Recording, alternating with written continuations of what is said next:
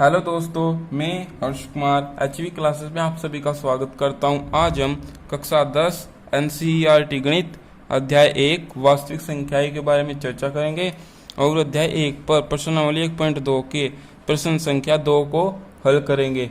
ये इस वीडियो का पार्ट नंबर 4 है। इससे पहले 3 पार्ट बन चुके हैं। यदि अभी तक आपने वे नहीं देखे हैं तो उन्हें जल्दी से जाकर देख लीजिए। आइए प्रश्न नंबर 2 को देखते हैं। पूर्णांकों के निम्नलिखित युग्मों के एचसीएफ और एलसीएम ज्ञात कीजिए तथा इसकी जांच कीजिए कि दो संख्याओं का गुणनफल बराबर एचसीएफ गुणा एलसीएम है। ये प्रश्न नंबर 2 का फर्स्ट भाग है, 26 और 91। ठीक है दोस्तों, अब हम 26 के अभाज्य गुणनखंड कर लेते हैं। 26 के अभाज्य गुणनखंड इसे 2 से काट लेते हैं। 2 एकम 2, 2 तिया 6 और 13 किससे कटेगा? 13 से कटेगा। तो 26 के अभाज्य गुणनखंड हो गए 2 गुना 13, 2 गुना 13। इसी प्रकार क्या करते हैं, चलिए इसके भी अभाज्य गुणनखंड करते हैं। अब ये किससे कटेगा? ये 3 से कटेगा, सॉरी इसे 13 से काट लेते हैं। 13 सत्ते 91 और 7 किससे कटेगा? 7 से कटेगा। तो इस प्रकार 91 के अभाज्य गुणनखंड आ गए 13 गुणा 7, 13 गुणा 7। ठीक है दोस्तों, अब हमें इसका एचसीएफ निकालना है।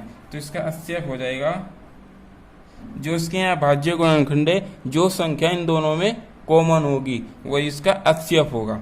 ये देखिए 13 यहाँ पर भी है और यहाँ पर भी है, तो ये हो गया इसका एचसीएफ 13। अब निकालते हैं इसका एलसीएम। एलसीएम होता है जो संख्या कॉमन लेने के बाद बच गई है, वे ही एलसीएम है। एक तो 2 बच गया, 2 गुना एक 7 बच गया, 7 और एक जो हमारा एचसीएफ आया है एचसीएफ 13, ये हो गया 13। अब इसकी गुणा कर लेते हैं। 2 गुना 13 सत्ते 91। अब 2 गुना 91, 2 और 9 दूनी 18, 182 इसका एलसीएम आ गया। अब देखिए उसने प्रश्न में कहा है कि जांच कीजिए कि दो संख्याओं का गुणनफल एचसीएफ गुणा एलसीएम है। अब हमें जांच भी करनी है, जांच कर लेते हैं। चलो जांच का है कि दो संख्याओं का गुणनफल, दो संख्याओं का गुणनफल बराबर दिया है एचसीएफ गुणा एलसीएम, एचसीएफ गुणा एलसीएम। ठीक है दोस्तों, दो संख्याओं का गुणनफल, दो संख्या क्या है हमारे पास? 26 और 91 रही। 26 गुणा ये 91 बराबर एचसीएफ हमारे पास कितना आया? 13 गुणा एलसीएम 182। अब 26 और 91 इसकी 91 की गुणा कर लेते हैं। यहाँ देखिए 26 और 91, 6 2 9 छक्की 54, 9 दूनी 18, 5 23। इसे जोड़ लेते हैं 6 6 3 2, ये आ गई 2366, 2366 बराबर। अब 13 की और 182 कर लेते हैं। यहाँ देखिए 182 और 13 की 6 24 4 2 3 और 2 5 गुणा 2 8 1 6 6 8 और 5 13 और 1 और 1 2, यानी कि 2366। अब आप ये देखिए, ये भी संख्या सेम और ये भी संख्या सेम है। ये इसका आंसर हो गया। ठीक है, तो ये प्रश्न नंबर 2 का सेकंड भाग है, 510 और 92। ठीक है दोस्तों, हम 510 के अभाज्य गुणनखंड कर लेते हैं। 510 के से 2 से काट लेते हैं। 2 दूनी 4, 2 पंजी 10 और 2 पंजी 10। अब 255 5 से कटेगा, पंजी 25 और 5 कम 5, 51 13 से कटेगा, 13 सत्ते 51 और 7 कम 7। ठीक है दोस्तों, 510 के अभाज्य गुणनखंड हो गए 2 गुना 5 गुणा 13 गुणा 7। इसी प्रकार भाग करते हैं, इसके भी अभाज्य गुणनखंड करते हैं। 2 से काट लीजिए, 2, 2 दूनी 4, सॉरी 2 चौक 8 और 2 छकी 12, 46 2 से कट जाएगा, 2 दूनी 4, 2 तिया 6, 23, 23 से कटेगा, 23 ही कम 23, यानी कि इसके अभाज्य गुणनखंड हो गए 2 गुणा 2 गुणा 23, 23, इसके HCF हो जाएगा।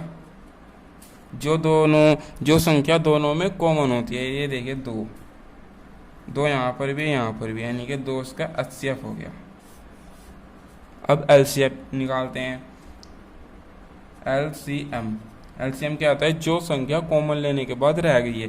5 गुणा 13, 5 गुणा 13 गुणा 7 गुणा 23, ये रहा, गुणा 2 और जो HCF आया है, HCF हमारा 2, ठीक है। तो अब हम इनकी आपस में गुणा कर लेते हैं। यहाँ देखिए 5 गुणा 17 या 51 गुणा 23, 2 की 2 में 4, देखिए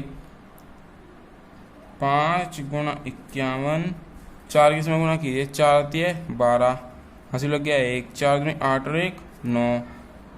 अब 5 गुणा, अब 51 की 52 में गुणा कीजिए, 52 इसमें 51 की गुणा, 2 9, 5 दूनी 10, 9 पंजे 45 और 1 46, 2 9 6 4, 4692।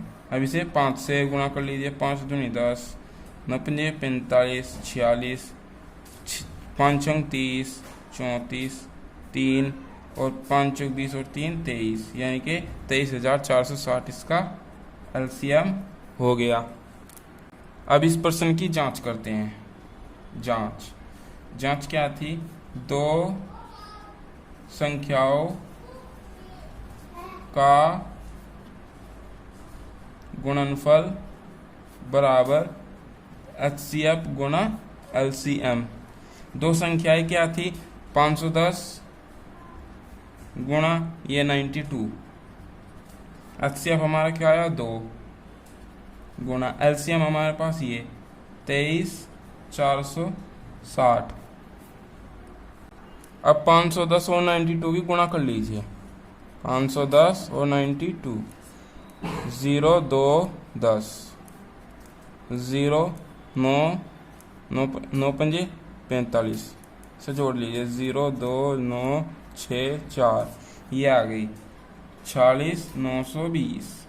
इसी प्रकार इसकी गुणा कर लीजिए, 0 2 छक्की 12, 4 तिया 12 और 1 13, 3 दूनी 6 और 1 7, 2 तिया 6। सॉरी दोबारा देखिए, 2 की गुणा 0 में 0, 2 की गुणा 6 में 12, हासिल लग गया 1, 2 की गुणा 4 में 8 और 1 9, 2 की गुणा 3 में 6, 2 की गुणा 2 में 4, यानी कि 46,920। अब ये भी संख्या बराबर है और ये भी संख्या बराबर है।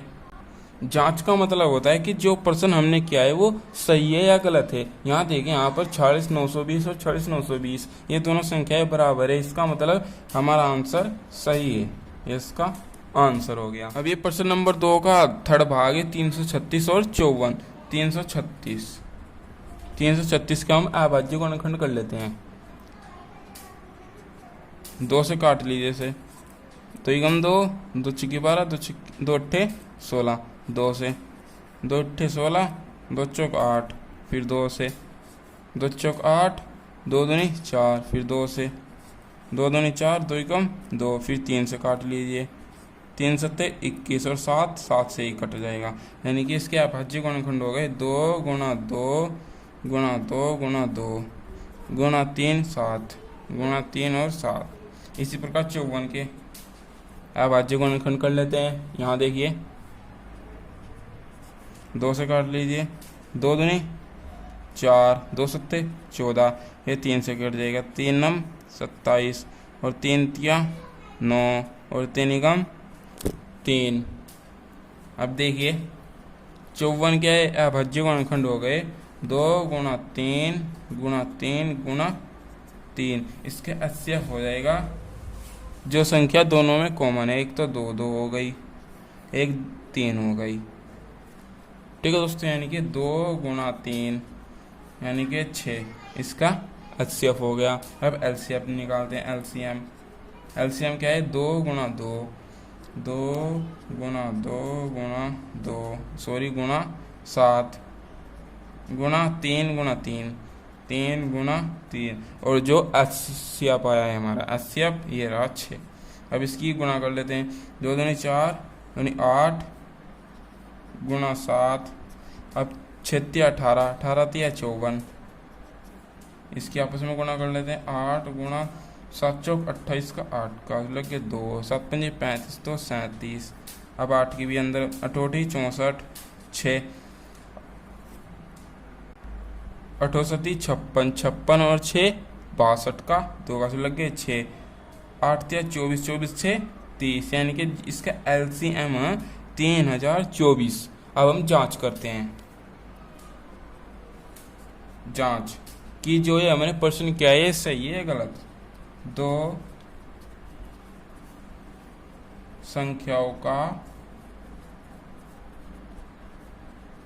गुणनफल बराबर HCF गुणा LCM। 2 संख्या क्या थी? 336 और 54,